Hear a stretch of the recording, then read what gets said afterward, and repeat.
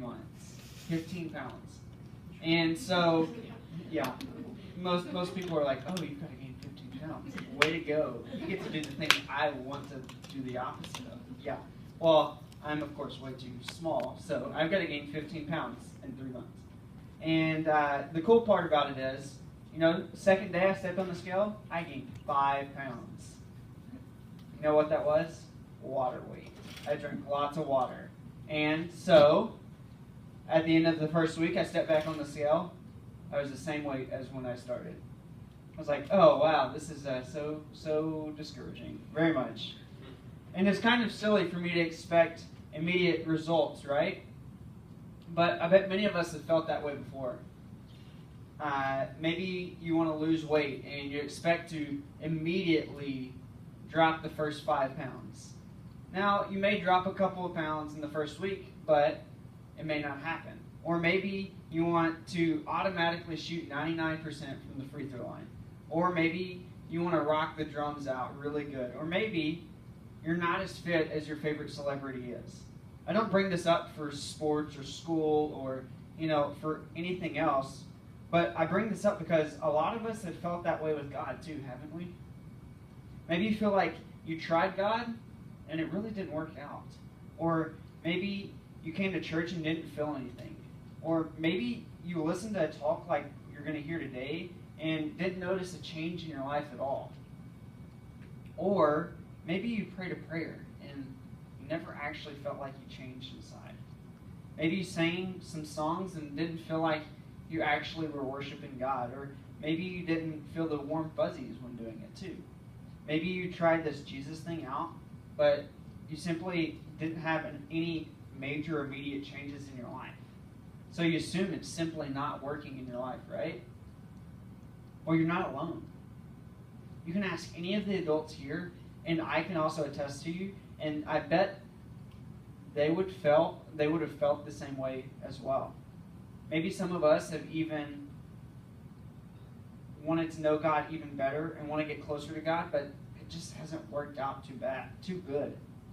Maybe we haven't gotten closer than what we want to. Maybe some of us want to discover the plans He has for us, but we're struggling to find out what exactly that is. And occasionally feel like this following God thing is not really working out for us. Maybe that's you.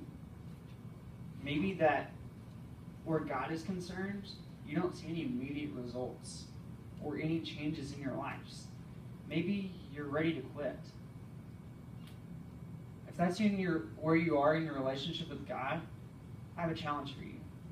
Because here are a few things that I know to be true. Number one, God really loves you. Number two, God knows you better than you even know yourself. Number three, He really does have a plan for you. He wants you to actually be involved in your life, and He wants to be involved in your future so He can change you and guide you to where He wants you to go. He wants to protect you and to love you every step of the way, no matter what. God has a story planned out for you, and He wants to tell it with your life. But here's the thing. There's something that often stands in between God and us. Something that prevents us from experiencing everything He has in store for us. And that's what we're going to talk about today. Because, as it turns out, the Bible has a little bit to say about that. And it has a little bit to say about what we should feel like whenever this God thing really isn't working out for us. Has anyone ever heard of a guy named Paul in the Bible? All of us, maybe, right? What do you guys know about him? Anything? Yeah? You can shout it out. Just scream. That before he was a believer. Yeah, I forgot. Okay. Before he was a believer, his name was Saul. And then that one? No. Anything else? He was a murderer. He was a murderer, yeah. Oh, before he believed in Christ, he wrongly imprisoned people. Yeah. So there's a lot of things we know about Paul. And here's the cool thing about Paul. He had an encounter with Jesus after Jesus rose from the dead. Meeting Jesus changed Paul's life dramatically. So much that Paul spent the rest of his life traveling the world and writing letters to people to lead them closer to Christ. And often through his letters, he helped those people lead other people to Christ. And it was a pretty cool thing. Paul wrote a lot of letters during his lifetime, and that included the one that we're going to talk about today, to a congregation in Galatia. I think we should take a look at this letter, which is called, in our Bible, Galatians, because in it, Paul has a lot to say about what we actually feel and the issue that we're talking about today. You see, Paul wrote this letter to the Galatians because they were confused about what it meant to follow Christ and to grow in their relationship with God. And in this letter, he instructed them to continue to hold firmly to their faith and trust in God.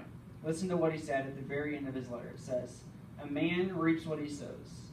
That's Galatians 6:7. So does anyone here know what it means to reap or to sow something? Probably not, because none of you guys are farmers. And so I'm going to show you, have any of you guys ever planted a seed? Ever planted a seed? My nickname's Farmer. Really? Yeah. Oh, that's really funny. All right. Any of you planted a seed? Yeah. So whenever you plant a seed, that's actually what sowing is. So let's get this dirt. Let's see if I can not make a mess. And then we got to cut it down a little bit. And then, so sowing a seed is, however I can open this.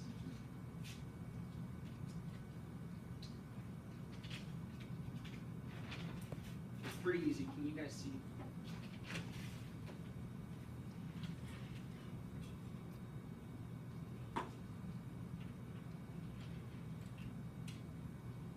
There. Seed is sown. That's what you do to sow a seed. Alright, so the next couple of weeks we're actually going to watch this seed grow as we've planted it, and hopefully we'll have something to show for it at the end. So there we go. We've now officially sown a seed, and if you've ever not only planted a seed, but you've watched the seed grow and eventually turn into like a flower or a watermelon or a tomato or something like that, then you've actually reaped something too. Reaping is what you do when seeds you've sown are fully grown. Does that make sense?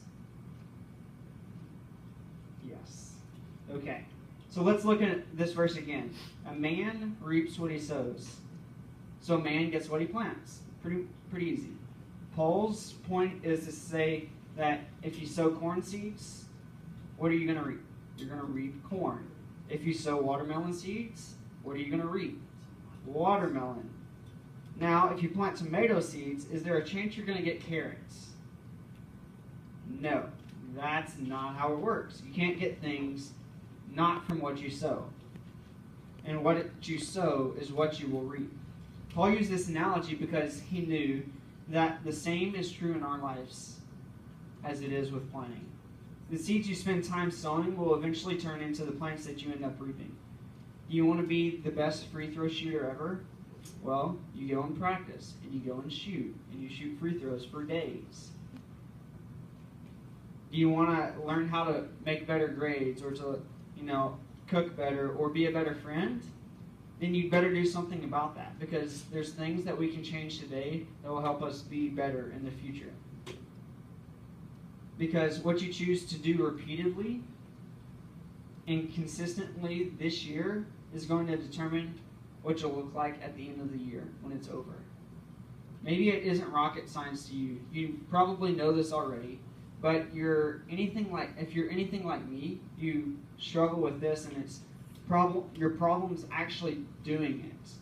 The principle's easy to see with sports or schoolwork or your hobbies. You put the time into it, you do it, and you have results. But what I want you to do today is think about the same way for God. You reap what you sow. You get what you plant. A relationship with God doesn't just magically happen. When you download the Bible app, or when you show up at church a couple of times, or you sing a song, or it doesn't just happen like that. It requires action. It requires repetition. Just like in your basketball skills or your grades, knowing God better requires you to put a little bit of work into it and to build some habits over time. What kind of habits? Well, if you're looking for a closer relationship with God, then here's a good place to start. Spend time with Him. Because the time with God equals time building a relationship. A real, live, fun, deep, meaningful, and powerful relationship with God. And the God who made you, and the God who loves you, and the God who has a plan for you. But time with God looks differently for everyone. We all grow and learn and experience God in different ways. I can't tell you exactly what time with God's going to look like for you, but I can tell you what spending time with God is a habit that you need to form, and that it's a habit that I try to strive for every day as well. I think about this. For you, what's one way you consistently could invest in your relationship with God? Maybe it's taking a picture of nature to remember that God created that. Or maybe it's reading one chapter or one book of the Bible a day. Or maybe it's spending time listening to music that will uplift you and make you inspired to get closer to God. Maybe it's talking to Him for 5 minutes a day. How you connect to God is up to you. But the point is, if you consistently invest time in God, then He will invest time in you. Then you will reap a better relationship with God. Because time with God over time equals relationship. Here's one more thing Paul had to say to the Galatians. He said, "Let us not become weary in doing good, for at the proper time we will reap a harvest if we do not give up." That's Galatians 6:9. Paul knew that just like sowing a seed and watching it grow, developing good habits takes time. It's easy to become discouraged if we don't see immediate results in our lives. So don't get tired of your journey if you want to know God more. Like any good relationship, your relationship with God will grow over time if you don't give up. And that's what I want for you, that's what your leaders want for you, and that's what we all want for you. We want you to know God because you invested the time and the energy and didn't give up in getting closer to God. If you're frustrated because you don't know God the way you want to, and you don't see the immediate results of being a Christian, and you don't see the immediate results of your prayers, and you're not sure what this Jesus thing really is, don't give up. Most of us expect immediate results in whatever we do. We expect to show up at church and immediately feel closer to God. But it doesn't work that way. You reap what you sow. You get what you plant. I want you to get a relationship with God that you love and that you can't wait to tell others about. So if you want to know God better, just go spend some time with Him this week. Because time with God over time equals the relationship with Him that you want to have. And as we go into small groups, think about this question. How can I make a habit of spending time with God this week? Let's pray. God, I thank you so much for this letter that you had Paul write to the Galatians, and that they can get closer to you by pouring into each other. And God, that we have this example of a seed that what we plant is what we're going to get. And if we keep on after what we want to go, in the path we want to go, God, that we'll get there and we'll get in a closer relationship with you. It's in your Son's name we pray. Amen.